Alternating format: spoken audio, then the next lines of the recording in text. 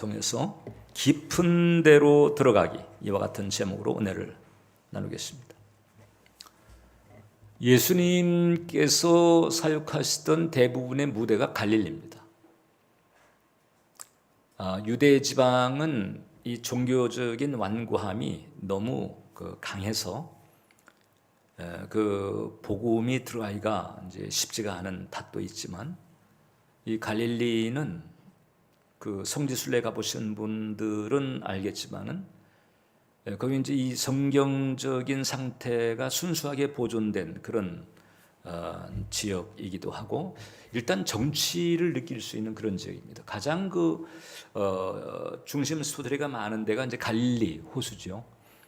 게네사렛 호수라고 하기도 하고, 혹은 또 디베아디아 바다라고도 하고, 이제 여러 명칭이 있는데, 예루살렘에서 이제 북쪽으로 100km 정도 거리에 커다란 호수가 있는 거예요. 이게 이제 이 길이가 21km, 폭이 12km, 수심이 한 40m까지도 가는데, 그 사이즈가 이제 우리나라로 치게 되면 수원하고 광명시를 합한 사이즈. 그리고 이제 예루살렘시 전역을 두고 봤을 때 예루살렘시보다도 한 1.23배가 더 큰 그런 사이즈입니다. 20개 어종이 풍부하고, 그래서 이제 주로 밤에 이 낮그림자 내지는 그 중동의 뜨거운 태양이 장렬하는 그 낮 시간에는 이제 이 고기들이 이제 떠오르지 않으니까 밤에 주로 고기를 잡아요. 그 성지순례를 가게 되면 꼭 그 갈릴리에 가서 이제 점심 때 먹는 생선이 이제 베드로 고기입니다. 근데 짭조름하니 아주 노릇노릇하게 구우면 상당히 맛있어요. 예. 그 이제 베드로를 연상하게 하고 물고기를 연상하게 하는 그런 성경 본문이 오늘 우리가 읽은 내용입니다. 자, 그런데 이제 오늘 우리가 본문을 두고 연상을 할 때 일단 먼저 턱 떠오르는 것이 텅 빈 배. 밤이 새도록 한 마리도 잡지 못하고 이제 새벽에 그물을 씻고 있는 거예요. 5절을 보니까 시몬이 대답하여 이르되 선생님, 우리들이 밤이 새도록 수고하였을 때 잡은 것이 없다. 여기서 수고라고 하는 단어가 헬라어로는 이제 코피아오라고 하는데, 코피아, 이게 힘들게 노동한다는 거예요. 그러니까 정말 힘겹게 애쓰고 힘썼어요. 그런데도 원하는 성과가 없어. 이미 이제 이들은 여호와 하나님을 섬기는 사람들이잖아요, 그죠? 네. 그 유대 신앙이지만 어떤 그 유대 신앙 안에서 열심히 했는데 원하는 성과가 없는 상태인 거예요. 우리도 신앙생활 하다가 이제 이런 경우에 맞닥뜨리게 되면 사실상 이제 서운한 마음도 들어오고 마음에 시험을 타는 경우도 있습니다. 이제 그러다가 이제 종종 믿음이 여물지 못한 신자들이 나타난 현상이 방학 같은 거 하는 거죠. 2개월, 3개월 방학도 하다가 좀 길면 그걸 이제 휴학하듯이 이렇게 하는 경우도 있고. 왜? 기도하는 마음으로 열심히 했는데 원하는 대로 안 되고 있는 거죠. 맥없이 그냥 지내야 되는 그런 상태. 자, 근데 오늘 본문을 보게 되면 갑자기 그 텅 빈 배가 주는 곤비한 상황이 있잖아요. 근데 그 텅 빈 배가 갑자기 만선이 됐어요. 막 들어찼는데 그것도 더블로, 다른 배까지 더블로 되는 축복이 갑자기 생겼어요. 어떤 일이 있었던 걸까? 첫 번째, 예수님께서 찾아오셨다는 거죠. 밤새 호탕을 치고 아침에 이제 처량하게 그물을 씻고 있는 거예요. 자, 우리가 성령을 통해서 보면 베드로에게 장모가 있었죠. 열병을 앓았을 때 예수님이 치료해줬잖아요. 그리고 이제 전설에 의하면 예수님 공생애 중에 한 아이가 왔는데 제자들이 말렸을 때 그때 이제 그 아이를 안고 축복해 준 적이 있는데, 그 아이가 그 베드로의 딸이었다는 전설도 있어요. 어떻든 장모가 있고 아내가 있고 그러니까 이게 부양해야 될 처자가 있는 상태잖아요. 근데 열심히 일했는데 아무런 소득도 없고 허탈한 상태가 돼버린 거예요. 그 상황에 예수님께서 베드로를 찾아오셨어요. 그리고 베드로의 배에 오르신 거예요. 아주 상징적입니다. 이렇게 예수님은 찾아오시는 분이다. 저 헤븐으로부터 이 땅에, 그리고 이 땅에 사는 우리인데 우리 중에서도 나에게, 그냥 우리라고 하게 되면 한 달이 건너죠. 나에게요. 나에게. 누구에게? 누구에게? 나에게입니다. 나에게 찾아오시고. 왜 찾아오셨을까? 마치 에덴 동산에서 죄 지은 아담을 하나님께서 찾으신 적이 있잖아요. 아담아, 아담아, 내가 어디 있느냐? 근데 그렇게 찾으신 것처럼 이제는 예수님께서 날 찾아오셨는데 어떤 일을 하시느냐? 빈 배로 맥 빠진 자에게는 만선의 복을 주시고, 병고로 시달린 자에게는 치유를 주시고, 허무나 무의미로 힘들어하는 자에게는 영생의 복을 주시고, 그리고 신랑처럼 혹은 남편처럼 영원히 사랑으로 함께 하시기 위해서 예수님이 나에게 찾아오셨다. 예수님은 찾아오시는 분이에요. 내가 잘 집중하고 마음문을 열면 우리는 찾아오시는 예수님을 알 수 있고 만날 수가 있는 거예요. 그리고 일단 그 예수님 내 인생의 배에 오르신다. 그렇게 되면 이제 상황이 어떻게든 달라지게 돼 있다는 거죠. 1990년대 미국에 그 스콧 브롬필드라고 하는 그 유명한 미식 축구 선수가 있었습니다. 아주 천재적인 선수, 관중들을 매료시키는, 인생의 성공은 딱 돈과 인기 보장해 놓은 그런 선수였는데, 그 1996년 11월 달에 그 볼티모어하고 경기를 하는 중에 마지막 종료 1분인가 남겨놓고는 그 다음에 상대방 선수하고 부딪혔어요. 여러분 그 미식 축구 보신 분은 알 테지만 어쩌다가 부딪히는 게 아니잖아요.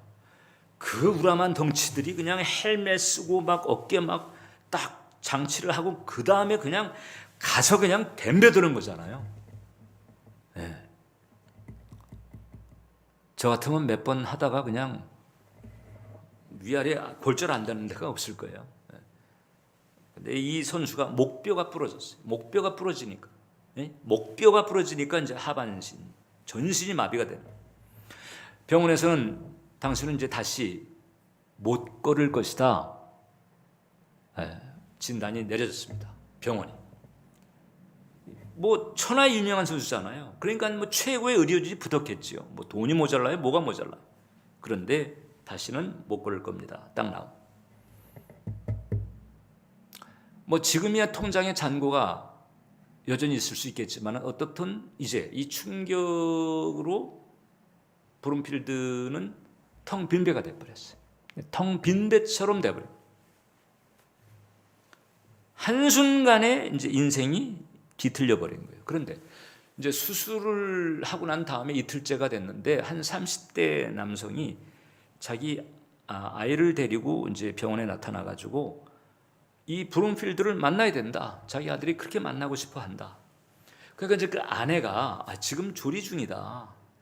지금 마음이 누구를 만날 수 있는 마음이 아니다. 이렇게 막 제지를 하는데도 사정하니까 그럼 이제 허락이 됐어요. 그래가지고 그 아이를 만났는데 그 아이가 휠체어를 탄 아이. 백혈병 들어가지고 휠체어를 탔는데 3개월 시한인 거예요. 이 아이가 이제 브롬필드 병상에 와가지고 그 다음에 브롬필드의 손을 딱 붙잡고는 이 아이가 그러더라는 거예요. 나일스타인 브롬필드 힘을 내세요. 하나님이 당신을 도와줄 거예요. 여러분 영어로는 나이가 많든 연상이든 연하든 다 유잖아요. 예. 도와줄 거예요. 저는 3개월밖에 살 수 없지만 저는 기도해요. 그리고 저와 함께 기도할 것을 약속해 주세요. 이렇게 해요. 원래 이제 소녀는 이제 그 풋볼 선수가 되고자 하는 그 꿈이 있었지만 이제 백혈병 들면서 이제 시한부 상태가 된 거예요.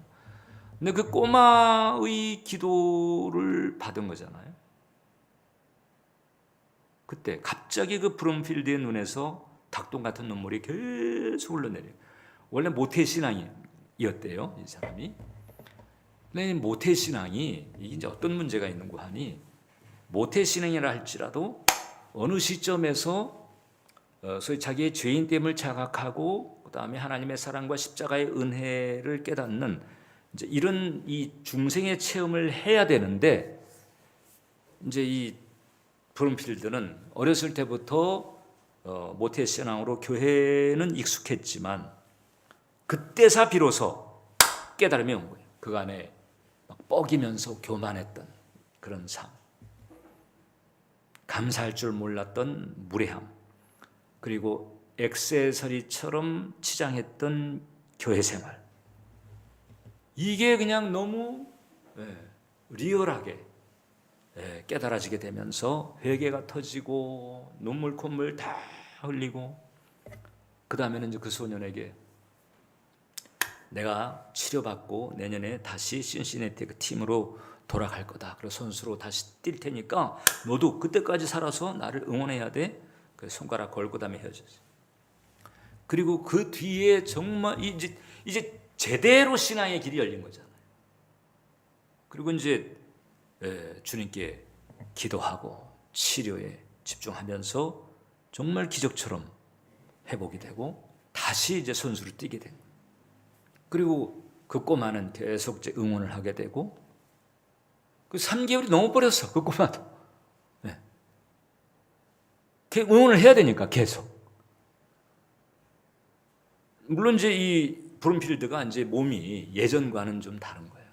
그래가지고 이제 결국은 어느 정도 하다가 이제 선수로서 이제 은퇴를 이제 하게 됐는데, 은퇴 이후에 뭘 했는고 하니 병에 걸린 어린이들을 위로하고 소망을 가지게 하는 그런 일에 집중을 하게 된 거예요. 그는 그렇게 얘기를 했습니다. 여생을 어린이 돕는 일에 헌신할 것입니다. 질병으로 고통받는 어린이, 풋볼을 사랑하는 어린이 등에게 복음과 꿈과 희망을 선물할 것입니다. 그리고 하나님이 내게 행하신 사랑과 치유를 증거할 것입니다. 실제로 그렇게 산 거예요. 우리나라에도 왔어요. 그래가지고 우리나라에서 간증을 한 거예요. 간증한 적도 있어요. 여러분, 여기서 이제 우리가 한 가지 알아야 될 게, 주님은 다양한 모습으로 나를 찾아오신다. 주님은 다양한 모습으로 내 인생의 배에 오르신다. 그래서 내게 위로와 용기를 받게 하시고 나로 하여금 회복과 깨달음을 얻게 하신다. 자, 그런데 우리의 문제점이 뭔지 아십니까? 우리의 문제점은 꼭 날 찾아오시는 그 주님의 방식을 꼭 이 기적적이고 막 초자연적이고 막 뭔가 대단한 그런 모습만 자꾸 기대하는. 그리고 대부분 이제 예배 때나 혹은 뭐 작정 기도할 때나 금식 기도할 때나 뭐 이럴 때에 주님께서 날 찾아와 가지고 직접 내게 뭔가를 아무튼 가져다 주시는 이런 것에만 집중합니다, 여러분. 그런데 하나님이 우리를 찾아오는 방식은 그런 경우도 있지만 다양합니다. 사람, 지금 이제 이 브룸필드처럼 사람, 또 사건 혹은 책을 통해서 하나님께서 우리에게 다가오셔서 새로운 길로 인도하시거나 깨닫게 하시거나 그럴 수 있는 거죠. 그 사람 가운데에서 이제 대표적인 사람 하나가 이제 목사인 거예요. 담임 목사. 담임 목사는 메신저예요. 여러분들에게 당신의 뜻을 풀어주려고 택한 메신저입니다. 그러니까 이렇듯 사람, 사건 혹은 책, 다양한 경로를 통해서 찾아온다. 심지어 브룸필드 보세요. 이 휠체어에 탄 시한부 꼬마인 거잖아요. 네? 아니, 브룸필드가 그래도 교회를 다녔으니까 지금 이제 이 천하의 이 유명 선수가 이제 지금 목뼈가 골절이 돼가지고 병상에 누워 있으니까, 그러면 미국에서 내노라 하는 뭐 능력 있는 치유사, 뭐 의사, 병원은 말할 것도 없고 내노라 하는 그 능력 사역자들이 그냥 다가가지고 막 안수하고 막 이러려고 하지 않겠어요? 그리고 이제 그런 사람이 온다면은 행여하고 막 집중할 수 있겠죠. 그런데 하나님은 누구를 보내서 이 브룸필드를 뒤집었는고 하니 백혈병 걸려가지고 3개월 시한부 선고받은 휠체어에 앉은 꼬마를 통해서 하나님이 찾아가시고 이거 바꿔주셨다는 거잖아요. 하나님이 내게 찾아오는 방식에 대해서 우리는 너무 이게 신비주의적 도시계에만 우리는 참 머물러 있는 경향이 많은데 일단 우리가 좀 폭을 넓히자는 거예요. 폭을 넓히자. 그리고 일단 영적인 면에 있어서는 담임 목회자를 통해서 주님께서는 말씀을 풀어주신다. 하나님의 뜻을 풀어내 놓으신다고 하는 거죠. 그래서 여러분 그 전통적 예배 모범에 보게 되면 그런 내용이 있습니다. 주일날 이제 예배를 드리기 위해서 일단 주일날 아침에 딱 일어나 가지고 우선적으로 해야 될 기도가 뭐냐? 제일 먼저 할 일. 성도라면 주일날 일어나 가지고 제일 먼저 할 일이 뭔고 하니 그날 말씀을 전하실 목사님을 위해서 기도하는 거예요. 교회 오기 전에 주일에 일어나서 그날 말씀을 전하실 목사님을 위해서 기도하는 일이 맨 먼저 할 일이다. 왜냐하면 하나님께서 그 목사님의 입술을 설교를 통해서 내게 필요한, 내가 들어야 할, 내가 가야 할, 내가 해야 할 이런 신호를 주신다는 거잖아요. 이렇게 준비하고 받는 그와 같은 영혼에는 그만큼 더 똑같은 성경을 읽어도 똑같은 구절인데 어떤 사람은 그냥 넘어가지만 어떤 사람은 레마의 은총을 받아가지고 거기에서 하나님 수준의 일을 겪고 새로운 어떤 반전을 가지게 되는 그런 케이스들이 많잖아요. 그러니까 똑같은 설교, 똑같은 시간, 똑같은 예배를 듣는데도 어떻게 준비가 됐느냐에 따라서 얼마든지 달라질 수 있는 거예요. 우리가 이렇게 생각할 수 있죠. 그 브룸필드 상황, 브룸필드 병상에 있었을 때 그때 뭐 하나님의 능력 사역자, 치유 사역자를 보내가지고 그냥 이적적으로 막 그냥 일어나라 막 예수의 이름으로 그래 막 일어나가지고 막 치유가 돼가지고 그냥 그래서 간증을 하고 막 하나님께 더 막 영광을 크게 돌리고 우리는 자꾸 이제 그런 쪽으로만 가잖아요.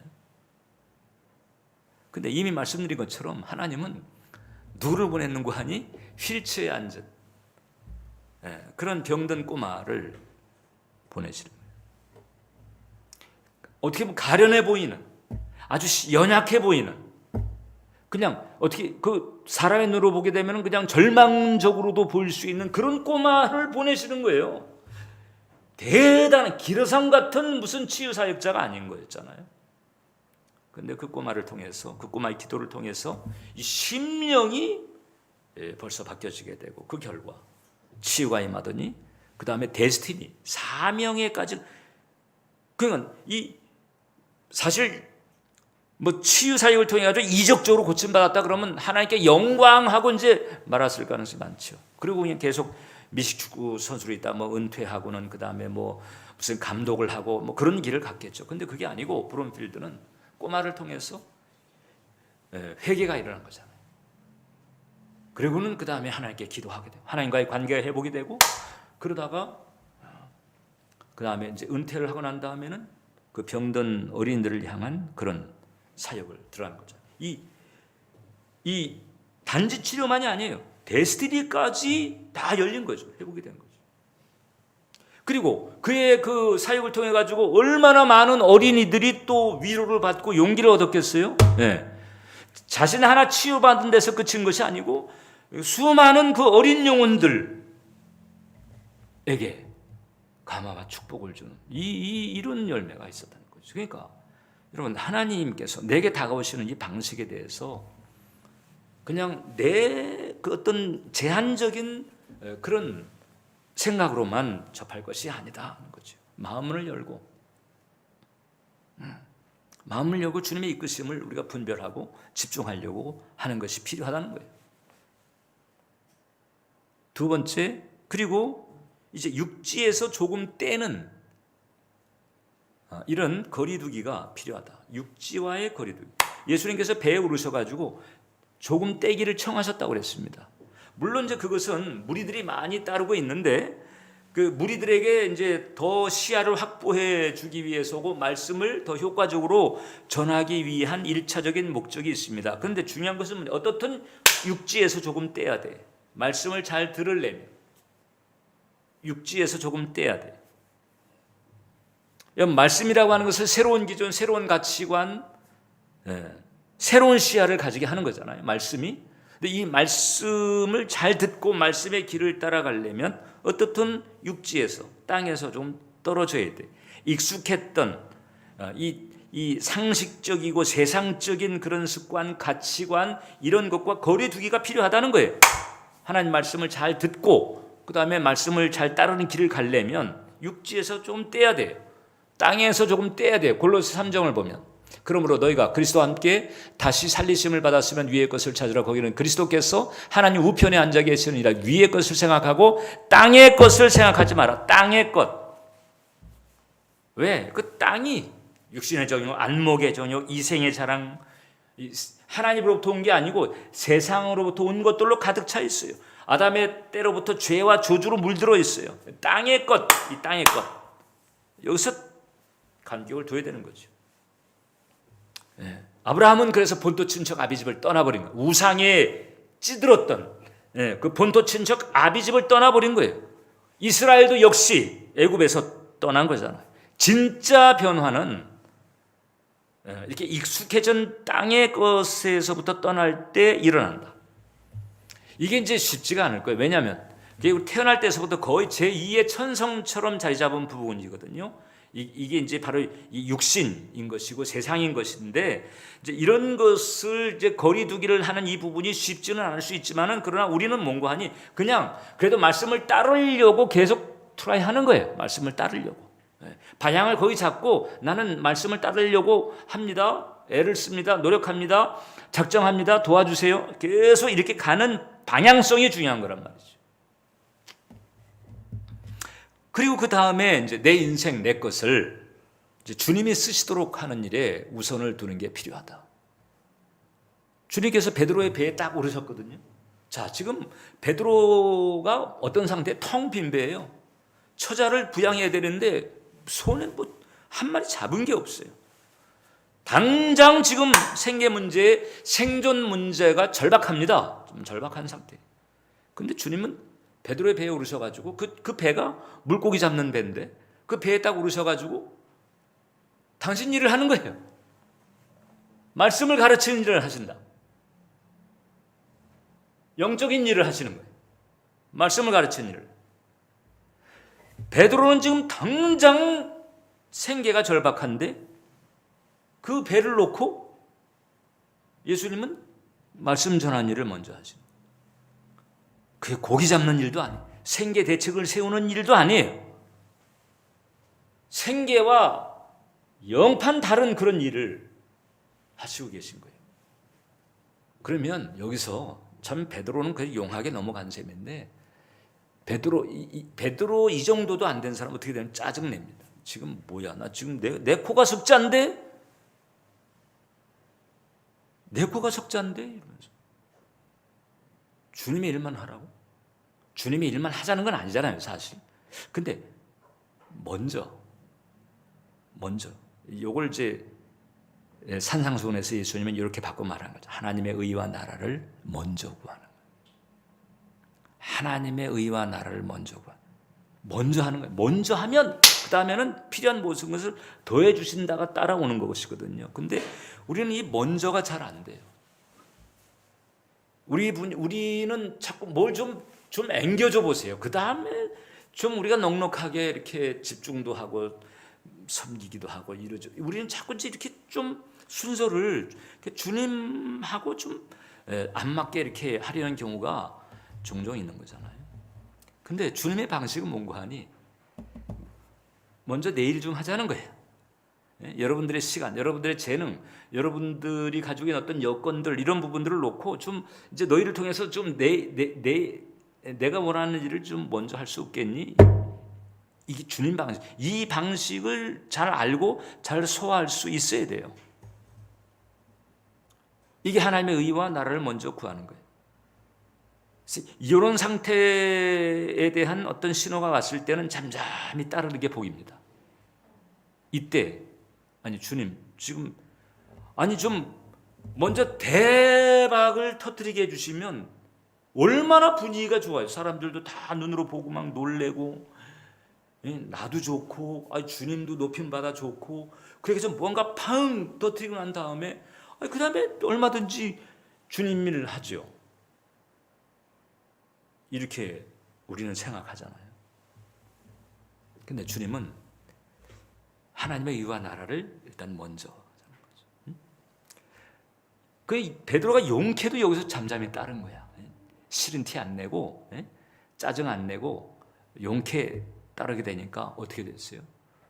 주님께서 당신 일 딱 마치시니 그 다음에는 밤새도록 그물질해도 안 됐던 그 일이 그냥 한 방에 그것도 2배나 만선의 축복을 가득 채우는 거잖아요.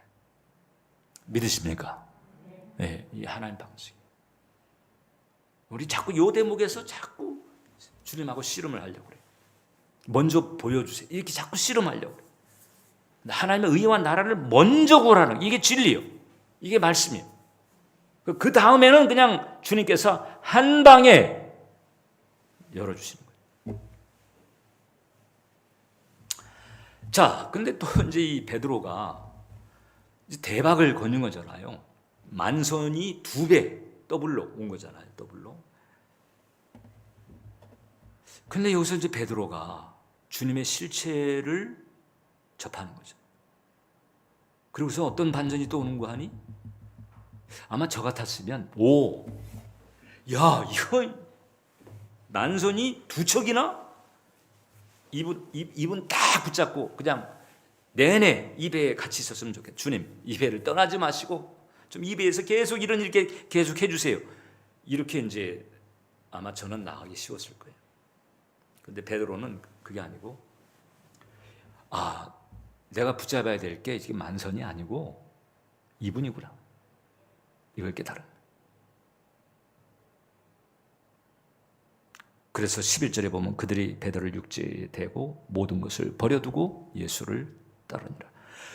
그래서 처음에는 갈릴리 호수 깊은 데로 갔는데 이제 심령 깊은 데까지 가게 된 거죠. 그래서 세 번째, 우리는 이렇게 깊은 데로 들어가는 이 길을 우리가 계속 추구해야 된다. 깊은 데로 간다. 결국 이제 예수님 말씀이 떨어졌고 그 떨어진 말씀에 순종했다는 거잖아요. 순종이 쉽지 않은 거는요, 주님의 명령, 주님의 말씀이 우리의 상식, 우리의 예상을 벗어날 때가 많이 있기 때문에 종종 황당합니다. 황당해. 서두에 말씀드린 것처럼 갈릴리 바다에서는 뭐 바다라고 하기도 하고 호수라고도 하잖아요, 성경에서. 그 갈릴리에서는 낮에는 고기를 잡지 않아요. 그러니까 낮에 고기 안 잡는 것은 상식이에요, 전통이에요, 경험이에요. 근데 예수님께서 당신 일을 마치시고는 자 깊은 데로 가자는 거죠. 그건 뭐 유람 가자는 게 아니잖아요. 그러니까 이제 말도 안 돼. 지금 밤새도록 그물질 그렇게 했는데도 안 되는데 지금 이 낮에 이분이 지금 목수 출신이셔가지고 지금 뭘 모르시네. 이제 이렇게 갈 수 있는 거죠. 그런데 이 또 용케 베드로가 말씀에 의지해서 갑니다. 이제 이런 순종을 하게 되는 거예요. 근데 우리가 이제 깊은 데로 간다는 게 주님의 말씀을 받고 그 다음에 받은 그 말씀에 순종하는 건데 이게 이제 신뢰라고 하는 고비를 넘어야 되는 거잖아요. 왜? 조금 전에 얘기한 것처럼 우리의 상식 경험 이거에 의표를 찌르는 게 안 맞는 경우가 많은 거죠. 우리는 자주 이건 말도 안 돼. 지금 이 정황이 아니 지금 경험이 통계가 내가 겪은 게 지금 이 시즌에는 이거 안 되는 거잖아. 이런 거에 가득 차 있어가지고요. 좀 주님이 깊은 데로 가자고 아마 몇 번 했을 거예요, 여러분들에게. 벌써 작년에 했을 수도 있고 재작년에 했을 수도 있고 혹은 지난달에 했을 수도 있어요. 그런데 지금 고정관념과 어떤 선입견과 그 다음에 어떤 그 자기 판단에 다 매여가지고 그냥 패스한 경우가 없다고 누가 보자.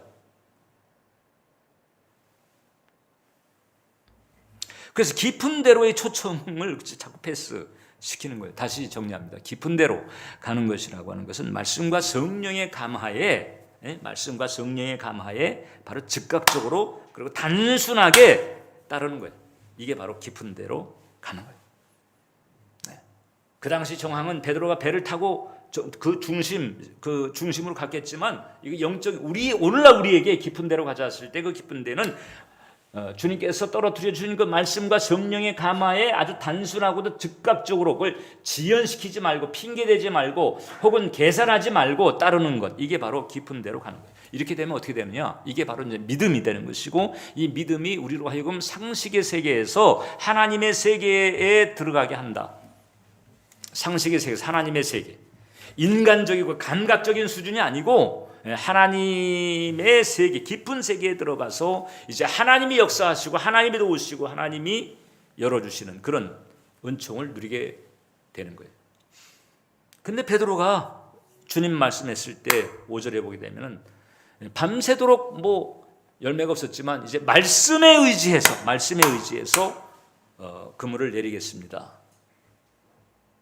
그리고 순종. 아마 베드로는 속으로 내가 지금 미쳤지. 지금 이게 뭐야? 물론 이제 뭔가 예수님에게서 범상치 않은 아우라를 느꼈을 거예요. 그래서 이제 순종 안 할 수 없는 이제 그런 뭔가가 있었겠죠. 당연히 그 예수님의 그 영적인 진정한 권세. 그러나 상식적으로 볼 때는 지금 이 대낮에 지금 이 상황에 이게 뭐지? 이랬을 거예요. 네. 여러분, 근데 진짜 믿음은 그런 속성이 있다. 진짜 믿음이 작동할 때는요, 세상이 볼 때는 미쳤네, 아니 좀 적당히 믿어야지, 어떻게 저렇게 믿나, 이런 얘기를, 여러분 그런 얘기를 들어보셨나요? 네? 주변에서 얘야 그게 뭐냐, 좀 적절히 해라, 적당히 해라, 웬만큼 해라. 여러분, 이 좀 미쳐 보일 정도로 믿음이 보였던 대표적인 사건이 바로 뭐예요? 여리고잖아요. 여리고 성을 공략할 때, 여러분 그때 20세 이상으로 싸움에 나갈 만한 자가 60만 3천여 명 정도 됐는데, 보통 그 공성작전 할 때에는요, 사다리 만들고 화살 만들고 막 공성퇴 만들고 막 이제 기어 올라가는 거잖아요. 네.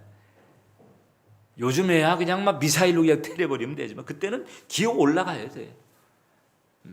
아니면 공성태를 만들어가지고 성벽에다 딱 갖다 붙여놓고 그다음 뭐 벽을 때리든지 아니면은 성벽과 같은 높이의 그 공성 무기 있잖아요. 공성 전차 세워가지고 거기서 그냥 딱 널판지 놓고 그냥 막 뛰어 들어가든지, 그 과정에서 수많은 젊은이들의 피가 적어도 뭐 한 최소한 몇만 명 수준의 희생은 나올 수 있는 그 정도로 아주 단단한 장벽이 여리고 성벽이잖아요. 그런데 하나님이 처방을 줬는데 몽고하니 돌아라는 거예요. 돌아라. 이게 사다리 타는 게 아니고 뭐 땅굴 파고 들어가는 게 아니고 돌아라. 그게 돌았잖아요. 그 여리고 성에 있는 군사들이 보니까 아유, 쟤네들 돌고 있네. 도는 거죠. 도는 것처럼 보이죠. 무슨 얘기인지 아시겠죠? 실제로 돌았는데 이게 웃기는 거잖아요. 저 뭐 하고 있는 거야 지금 저거? 뭐야? 이런데 어느 날 그냥 갑자기 막 흔들리더니 와르르 무너지는 거잖아요. 만약에 주님의 그 처방에 대해서 아멘하고 순종하지 않았다. 그래서 그냥 상식, 경험, 세상 그 방식대로 했다 그러면 수만 명의 젊은 피가 그냥 땅에 뿌려졌어야 됐거든. 얼마나 이 차이가 많아요. 그죠? 우리가 그냥 쓸데없이 마치 그 피를 뿌리는 것처럼 그렇게 피를 뿌린다. 쓸데없이라고 하는 건 좀 어폐가 있어. 왜냐하면 그냥 상식, 경험, 이런 세상치 여기에 따르다 보니까 그런 건데, 근데 여러분들에게 놓고 하면서 여러분들의 심령에 던져주시는 그 하나님의 처방을 패스하지 않고 그것을 그대로 받아가지고 그 길로 갔더라면 그 엄한 수고는 하지 않았어도 될 것이고 그 낭패 같은 일은 겪지 않았어도 될 것이고, 저도 겪어보니까 그러더라고요. 예. 그래서 여러분, 예수님을 내 인생의 배에 모시는 것과 그다음 내 배에 찾아오신 예수님을 따르는 게 별개예요. 배에 모셨다고 그래가지고 예수님이 다 알아서 하는 게 아니고 내가 따라야 되는 거야. 배에 모신 것과 예수님을 따르는 것은 별개의 것이다.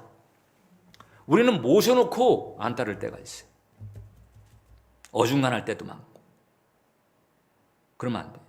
깊은 데로 가자고 할 때 아멘 하고 가는 거예요. 말씀에 대한 신뢰, 이 고비를 넘는 사람이 복된 사람이다.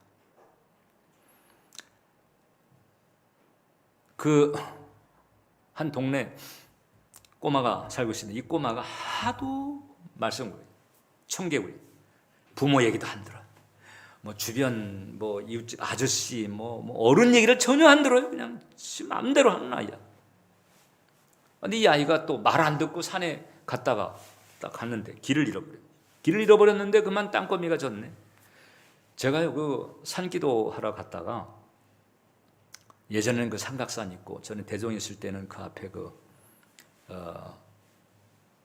어디입니까 그 자문터널 가고 이제 이런 그쪽에 그 불광 내거리 있는 그 뒤쪽에 산이 있거든요. 거기 이제 산기도를 가는데 이게 이제 산 등성이 있고 그럴 때는 땅거미가 져도 산 등성이에서 보면 이제 이 보이잖아요. 불빛들이. 그러니까 이제 방향 잡고 나올 수 있다 이렇게 생각을 했는데 이게 웬걸. 그래서 높은 데서 이렇게 볼 때에는 저쪽으로 가면 되지. 그러고 이제 길을 찾아 이렇게 어스름이 달빛하고 이렇게 하고 갔는데 이게 이제 산길 가다가 이렇게 내려가는 데가 나온 거예요. 딱 내려갔는데 어둠이 딱 지니까 곧 내려간 상태에서 이제 방향을 잡아야 되는데 이게 안 보이는 거예요. 사실상 그렇게 뭐 깊이 내려간 것도 아니고요. 조금만 치고 그냥 나가면은 어디든 갈 수 있을 텐데 깜깜해서 안 보이는 거야. 그때 이 두려움이 이게 뭐지 이게 지금?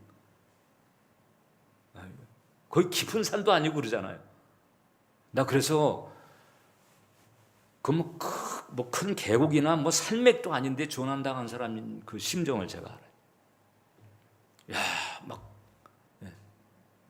그러다가 어떻게 이제 간신히 이 방향 잡아가지고 내려오면서 가슴을 쓸어내린 적이 있었는데 이 꼬마가 이제 그런 상태가 된 거예요. 그러니까 이제 길을 찾지 못하고 그냥 깜깜한 그냥 산 골짜기에서 그냥 막 울고 막 그냥 뭐 아빠 엄마 찾고 막 이러고 있는.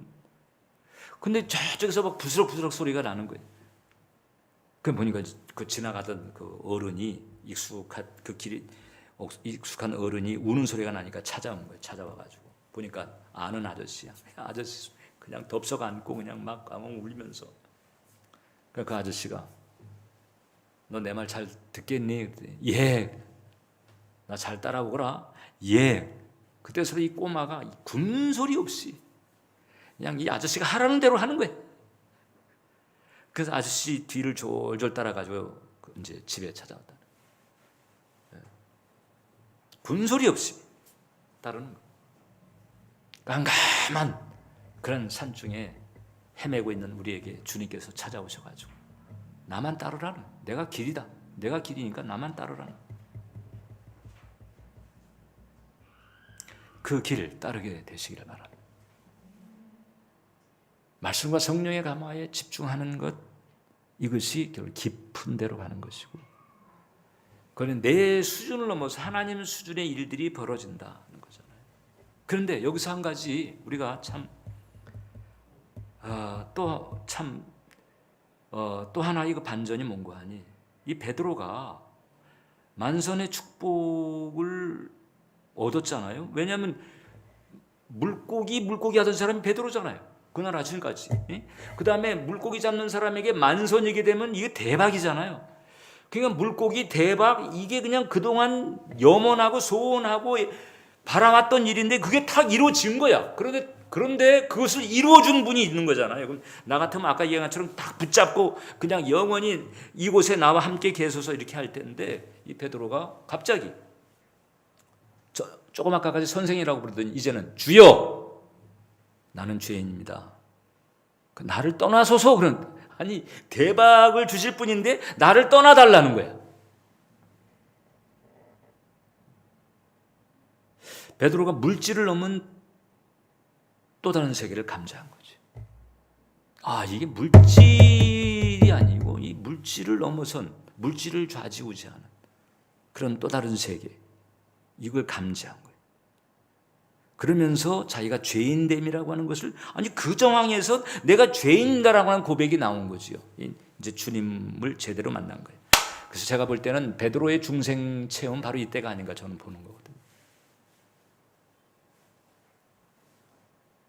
결국 그러더니 이제는 완전히 차원 다른, 이제는 갈릴리 호수에 물고기 남는 게 아니고 사람을 낚는 어부가 되는 또 다른 데스티니가 열려, 그 브룸필드에게 단순히 그냥 유명 스타가 아니고 그 병든 꼬마, 병든 아이들을 살피고 위로하는 그런 원래 하나님이 의도하셨던, 그는 몰랐던 그 데스티니가 그에게 열리고 그 데스티니를 이루게 된 것처럼 베드로에게 역시 이제 물고기가 아니고 사람 낚는 어부가 돼서, 지금 보세요. 지금 베드로는요, 지금 기독교 인구 가운데서 구교 인구가 가장 많거든요. 개신교보다도, 신교보다도. 구교, 그 로마 가톨릭 그 구교도들이 베드로 하게 되면 껍벅 죽잖아요. 네. 최초의 교황, 수장, 이래가지고 그냥 그렇게 존경하고 그런 영적인 지도자가 되는 어마어마한 데스티니가 열리는 이런 자리로 가게 되잖아요. 깊은 데로 갈 때 일어나는 일입니다. 말씀과 성령의 가마를 따라 깊은 데로 가는 여러분 되시기를 축원합니다.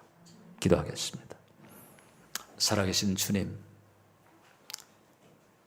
주님 주신 말씀 그리고 성령의 감화에 집중하며 깊은 데로 가기를 원합니다. 우리들의 영혼을 긍휼히 여겨주시고 붙들어 주셔서 그 브룸필드에게 일어났던 변화, 이 베드로에게 일어났던 변화, 이와 같은 변화의 은총이 우리 은정 교우들에게 또 예배자들에게 충만케 해 주옵소서. 예수님의 이름으로 기도합니다.